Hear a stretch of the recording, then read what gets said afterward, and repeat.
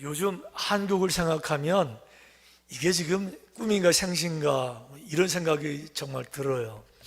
모든 영역에서 전 세계 많은 사람들이 한국을 정말 바라보고 있는데 이 기업도 사업도 경제도 마찬가지예요.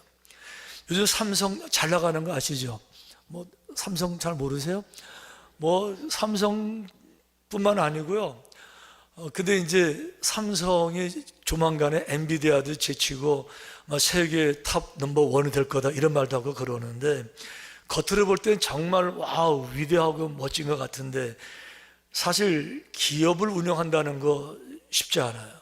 최근에 아시는 것처럼 삼성 노조 파업한다고 또 그래가지고 얼마나 신경 쓰고 있고 그러면서 이정 회장이 직접 나서가지고 지금 굉장히 분주한 것 같으신데 얘기 들어보니까 파업하게 되면 최소 20조 별로 안 놀라시네 20조고 최대 30조까지 피해가 된다. 이러니 지금 노사 전체가 지금 난리잖아요.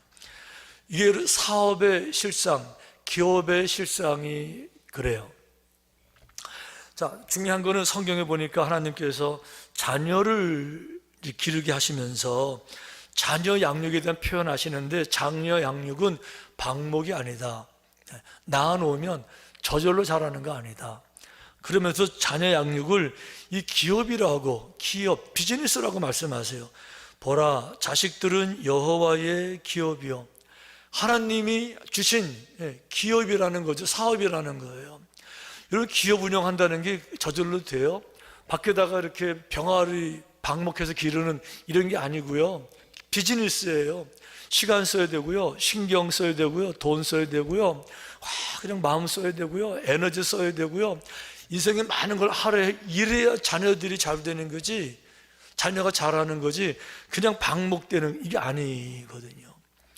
어쨌든지 간에 자녀 양육은 모든 가정의 숙제고 시대와 관계없이 모든 사람들에게 가장 중요한 일이고 어려운 일인데 성경에 보니까 믿음의 조상 아브라함도 자녀 때문에 시험을 받더라고요. 오늘 본문에 이렇게 되어 있어요. 아브라함은 시험을 받을 때에 믿음으로 이삭을 드렸으니 그는 약속들을 받은 자로 돼 그 외아들을 드렸느니라. 자, 아브라함은 시험을 받을 때 시험 받았는데 과목이 뭐예요? 이삭, 다른 말로 말하면 외아들이에요. 외아들 때문에 지금 아브라함이 시험을 받는 거예요. 자, 이게 무슨 얘기인가 하면 자, 아브라함 지금으로부터 한 3,000년, 3,500년 고대 분이세요. 그 시대에 여러분 나이가 100세가 다 돼 늙었는데 무슨 인생에 재미가 있겠어요? 요즘처럼 TV가 있습니까? 라디오가 있어요? 영화가 있습니까? 음악이 있겠습니까? 심지어 화투가 그때 있었을까요? 재밌는 게 아무것도 없고 지금 다 늙었단 말이죠. 그런데 100세의 아들을 얻었어요. 와, 아들 재롱을 바라보는데 아들 키우는 재미가 이제는 물론 재미가 기쁨이 너무너무 막 마음에 충만한 거예요. 자면서도 그냥 아들 생각하고요. 껴안고 자고요. 아침에 일어나고도 아들 먼저 끌어안고요. 일어나는 이유가 빨리 아들하고 놀고 싶어서 아들이 너무너무 이쁜 거예요. 이래가지고 그동안 하나님 감사하고 하나님 사랑하고 여호와 중심으로 살았는데 어느 순간에 하나님은 이제 슬슬 잊어버리게 되고 아들로 아들 그 마음을 다 뺏기고 이런 상황에서 하나님이 이러면 안 되겠다. 삶의 방향이 흐트러진다. 이래서 아브라함을 지금 시험하시는 거예요. 그 시험의 장면이 창세기에 자세하게 이렇게 설명되는데 여호와께서 이르시되 내 아들 내 사랑하는 독자 이삭을 데리고 모리아 땅으로 가서 내가 내게 일러준 한 산 거기서 그를 번제로 드리라. 자, 이렇게 해서 이제 하나님께서 그 아브라함에게 외아들 시험, 독자 이삭을 시험하는 이 일이 벌어지게 되는 거예요. 중요한 건 이 단어에서 특별한 단어 두 가지가 있는데 첫 번째 단어는 사랑이라는 단어예요. 사랑이라는 단어. 여호와께서 이르시되 내 아들 내 사랑하는 독자, 그 사랑하는 독자라고 말씀하셨는데 이 사랑이라는 단어는 우리가 쓰는 love 그런 개념이 아니에요. 일반적인 사랑의 개념이 아니에요. 예를 들어 말하면 우리는 모든 분들을 사랑하죠, 그죠? 사랑하고 제가 여러분들을 사랑할까요? 할까요? 잘 모르세요? 삼척교회 목사로서 성도님들을 사랑할까요? 안 사랑할까요? 당연히 사랑하죠. 사랑하지 안 되니까 사랑하죠. 이렇게 이분들 사랑하고 다 사랑하죠. 그런 사랑을 말하는 게 아니에요. 예를 들면 어떤 사람 인생을 살아가면서 와우, 나는 꽃을 사랑해요. 나는 음악을 정말 사랑해요. 나는 여행도 정말 좋아하고 사랑해요. 와우, 맛있는 거 먹는 거 정말 좋지요. 사랑하죠. 예, 이게 가능한데 그런 사랑을 말하는 게 아니고 사랑할 모든 것들 가운데서 가장 중요하게 사랑하는 거, only one, 가장 베스트, 이것 정말 사랑하는데 어느 정도예요? 나보다 더 사랑하는 거, 내 생명보다 더 사랑하는 거. 어느 정도 사랑하느냐? 이걸 내가 사랑하기 위해서라 그러면 내 모든 걸 다 희생해도 아깝지 않아요. 그때 쓰는 말이 히브리어의 아하브라는 말이에요. 아하브. 근데 이 아하브 사랑을 지금 얘기하는 거예요. 내가 아하브로 사랑하는 내 아들 이삭을 내게 바치라는 거예요. 그러니까 지금 아브라함이 아들에게 얼만큼 마음을 빼앗기고 있고, 아들 벌벌 떨고, 아들이라 그러면 눈에는 안 아프고요, 삶의 목적이, 기쁨이 아들로 가 있는지 느낌이 오시죠. 성경에 보게 되면 이 아하브라는 말에 사용된 다른 문장 하나가 나오는데, 내 마음을 다하고 뜻을 다하고 힘을 다하여 내 하나님 여호와를 사랑하라. 이때 나오는 말도 아하브예요. 그러니까 아하브는요, 마음을 다하고 뜻을 다하고 힘을 다하고 정말 사랑하는 거, 그게 이제 아하브 사랑인데, 지금 아브라함이 외아들을 이삭을 그렇게 사랑하고 있는 거죠. 당연하죠. 어떻게 얻은 아들인데. 두 번째 단어는 이겁니다. 번제로 드려라 그랬는데, 번제가 무언가 하고 보니까 영어로는 burnt offering, 그러니까 whole burning, 완전히 태워서, 죄가 될 때까지 태워서 죄를 드리는 것, 이게 번제예요. 여러분, 예물을 드리면 헌금 가져오듯이 그냥 가져오는 것이 아니고, 제물을 가지고 오게 되면, 짐승을 가져오면 그 제물을 불로 완전히 태워서, 활활 태워서 죄를 만들어 드리는 것. 누구를요? 외아들을, 자기 아들 이삭을 그렇게 바치라. 그러니 아브라함이 얼마나 고민이 됩니까? 이래가지고 아브라함에게 시험이 되는 건데, 중요한 거는 하나님이 주시는 시험은 다 모순적이에요. 우리 인간의 생각으로는 정말 앞뒤가 안 맞는, 그래서 따라가기 힘들고 순종이 안 되는 그런 시험들로 가득 차 있어요. 왜 그런가 하면 하나님은 차원이 다르시고, 생각이 다르시고, 경륜이 다르시고, 능력의 범주가 다르시고, 그분의 세계가 다르세요. 이 절대적인 하나님께서 계획하시는 그 세계를 인간의 머리로는 정말 이해가 되지를 않아요. 그러므로 하나님 우리에게 요구하시는 시험 문제를 다 받고 나면 이게 말이 돼? 앞뒤가 안 맞으니까, 이게 설명이 안 되니까 너무 모순적이에요. 지금 이 시험도 너무 모순적인데, 왜 그런가 하면 하나님이 아브라함에게 이렇게 말씀하셨어요. 내가 내 자손을 통해서 하늘의 별만큼, 땅에 모래알만큼 많이 줄 거야. 누굴 통해서? 이삭을 통해서. 그러면 이삭이 자녀를 많이 낳아야 합리적이잖아요. 그런데 이삭이 한 명의 자녀도 낳기 전인데 그 아들을 죽여서 내게 제물로 바쳐라? 이게 앞뒤가 안 맞잖아요. 아니, 줄 떠는 저거 뺏을 떠는 죄고요, 약속은 그럼 뭐예요? 공시표입니까? 앞뒤가 안 맞는 거죠. 이런 상황에서 아브라함이 고민을 많이 해요.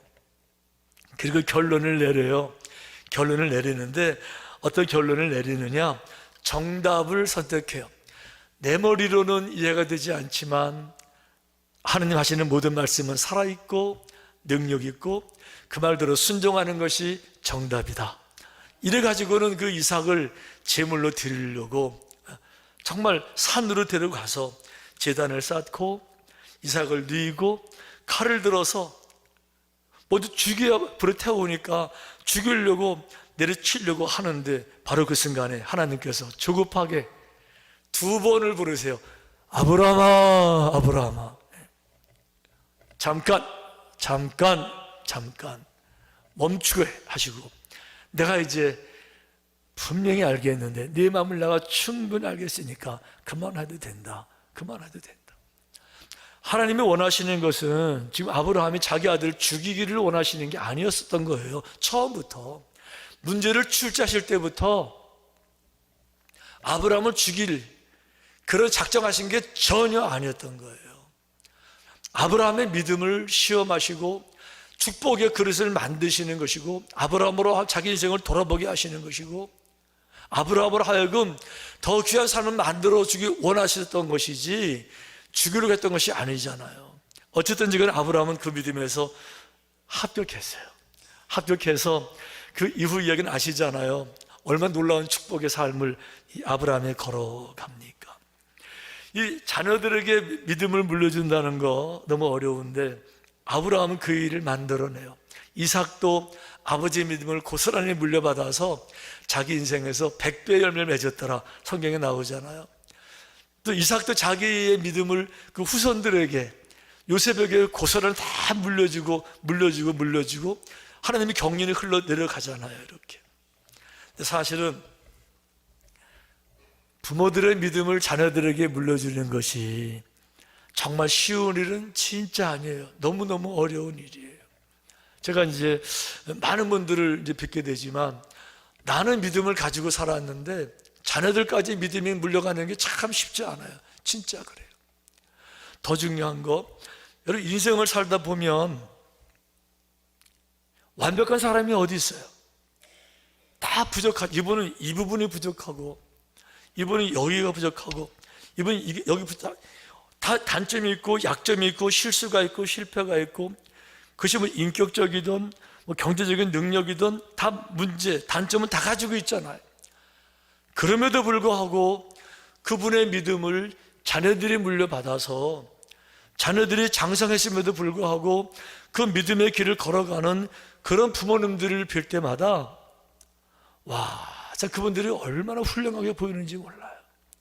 그분들이 정말 훌륭한 부모님들이고요, 인생에서 가장 중요한 일을 가장 잘 해내신 부모님들이시고요, 그분들의 인생을 가장 잘 사시는 분들인 줄로 믿습니다. 왜 그런가 하면 자녀들은 부모들의 말을 듣고 배우지 않아요. 부모들이 공부 열심히 해, 그래야 잘 살아. 그런데 공부 열심히 했어요, 여러분? 안 듣잖아요. 교회 가야 돼. 근데 교회 가요? 안 가요. 말 가지고 되는 게 아니에요. 말 가지고. 그런데 부모들의 삶의 모습을 보면서 자녀들의 믿음을 갖길 원하고 그 길을 걸어간다는 것은 그 부모님이 진실하다는 뜻이에요. 성실하다는 뜻이에요. 능력과 관계없이, 능력이 없음에도 불구하고, 그럼에도 불구하고 정직하게 주님 앞에서 바로 살아보려고 하는 그 신실한 마음들이 다 이어져 내려가는, 삶의 열매는 많이 없을지라도 그 부모님이 가지고 있는 눈물의 의미를 아니까, 그 부모님이 너무 중요하니까 부모의 믿음을 자녀가 갖는 것을 부끄러워하지를 않고 그 길을 걸어가잖아요. 여러분, 그러니까 부모의 믿음을 자녀들에게 물려주는 거예요. 너무너무 귀하고 너무 소중한 거예요. 아멘.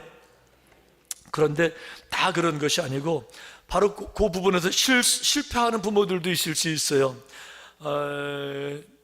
어떤 부모님 자기 믿음이 참 좋았어요. 본인은 너무 믿음이 좋았어요. 어느 날 아들 둘을 낳는데 아들들이 너무 이쁜 거예요. 너무 멋있는 거예요. 그러니까 정말 눈에 넣어도 아프지 않죠. 어떻게 낳고 기른 아들인데. 그래, 아들들 오냐 뭐든지 말만 해. 그냥 원하는 거 다 해주고요.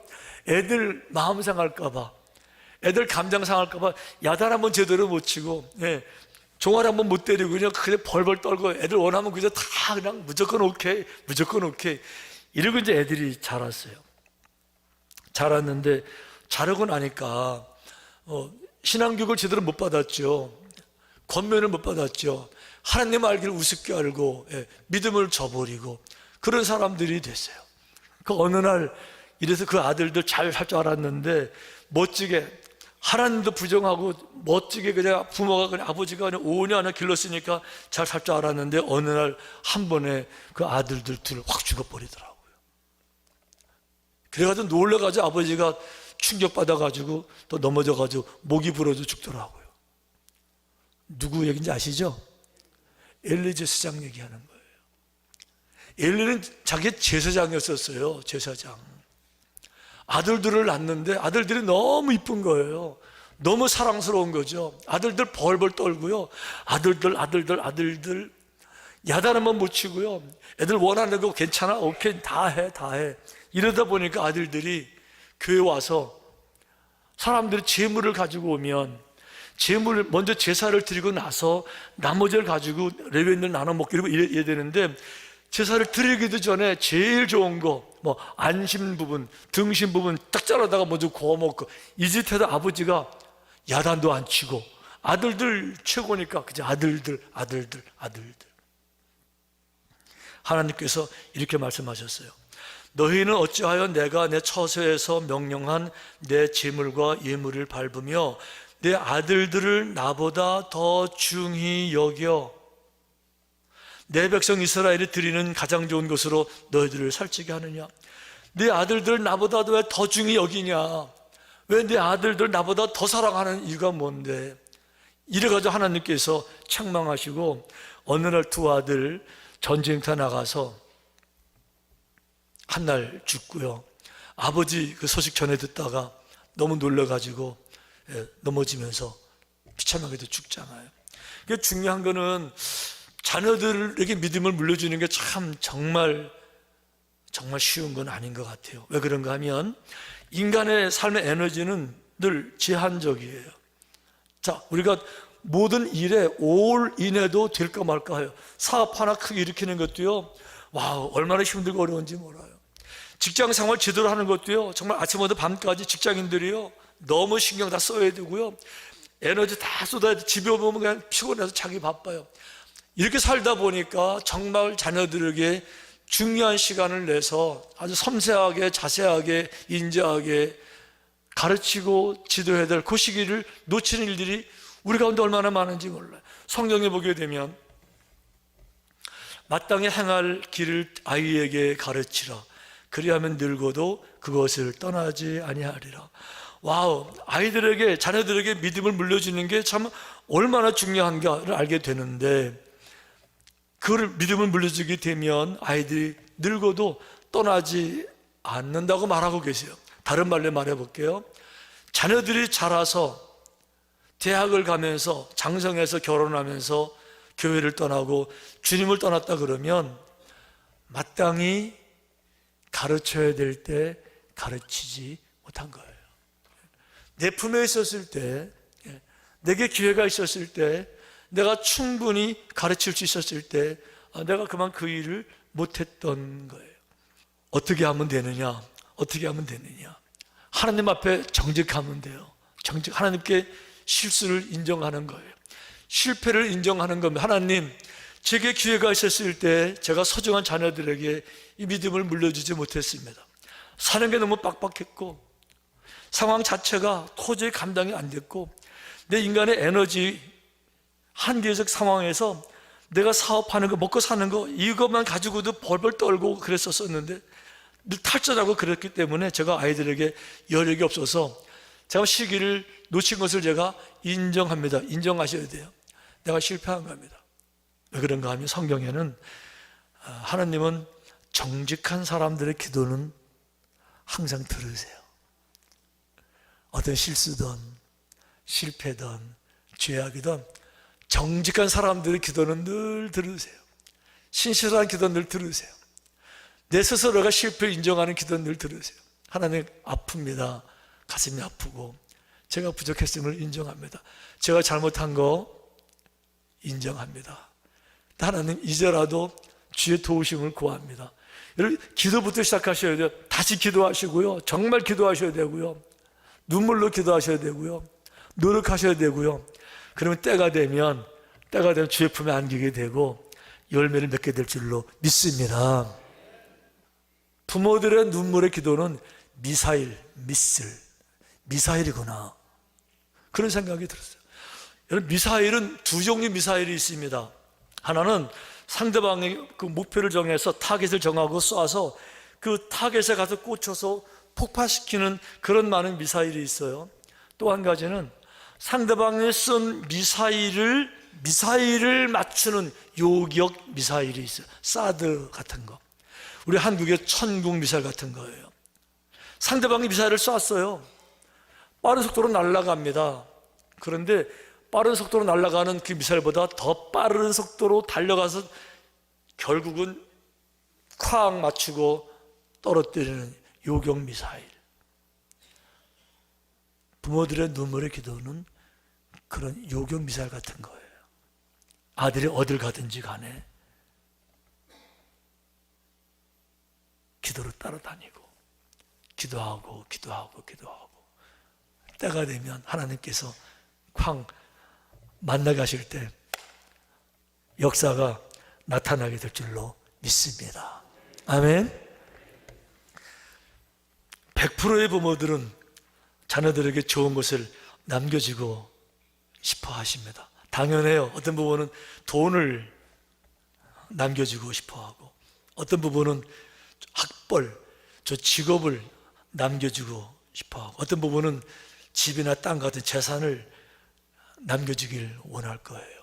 그런데 여러분, 가장 중요한 것은 믿음의 유산이에요. 믿음을 물려주는 게 가장 귀한 겁니다. 왜냐하면 돈은 물려줘도요, 돈은 금방 잃어버릴 수도 있어요. 아시잖아요. 한 방에 날아갈 수 있고, 사기당할 수도 있고, 주식이 한 방에 떨어질 수도 있고요. 시대는 계속 변하는 거예요. 어떤 부분은 건강을 물려주겠다. 건강은 물려줄 수가 없는 거예요, 여러분. 건강 하루아침에 무너지는 게 인생의 모습이잖아요. 세상의 성공, 성취, 아니요. 자녀들도 금방 늙어버려요. 믿음을 물려주는 게 가장 중요해요. 왜 그럴까? 믿음을 물려주면 매 순간마다 자녀가 선택하는, 인생의 방향을 선택하는 그런 길에 섰을 때 항상 옳은 부분을 선택하는 지혜가 생겨요. 가장 방향 설정에서 실수하는 법이 없어요. 되돌아올 길을 걸어가지를 않아요. 물질이나 쾌락이 주는 기쁨보다도 더 중요한, 더 풍성한 진짜 기쁨을 삶 속에서 경험하게 되는 거예요. 인생을 살다 보면 많은 굴곡을 경험하죠. 고난은 찾아와요. 실패나 상처나 외로움의 질병이나 늘 오잖아요. 믿음을 물려주면 다 이겨내잖아요. 그 속에서. 이보다 귀한 축복이 어디 있어요? 이보다 귀한 자산이 어디 있어요? 가장 중요한 건 결국 천국에서 만나야 되잖아요. 우리는 천국에 가 있는데 너무 자녀가 중요해서 가장 중요한 건 물려주고 싶어서 돈은 다 물려주고 왔는데 막상 천국에 자녀가 못 온다 그러면, 아들이 천국에 못 온다 그러면 어떻게 하실래요, 여러분? 여러분은 천국에 있는데 딸이 거기에 못 온다? 어떻게 하시겠어요, 여러분? 그래도 내가 집은 물려주고 왔으니까 지옥 가서도 괜찮아. 근데 그러시겠어요, 여러분? 그러니까 이 자녀들에게 믿음을 물려주는 것은 너무 중요하고요. 외아들의 시험을 통과하셔야 돼요. 자녀들 이쁘다고 사랑스럽다고 오냐 다 내가 좀 다 해, 교회 안 와도 돼, 공부 열심히 하고, 오늘 주일인데 학원 가야 돼, 걱정하지 마, 학원 갔다 와. 그게 애들 살리는 게 아니고, 이해가 되시죠? 아멘. 네. 외아들의 시험을 통과하세요. 믿음을 물려주세요. 기도합시다.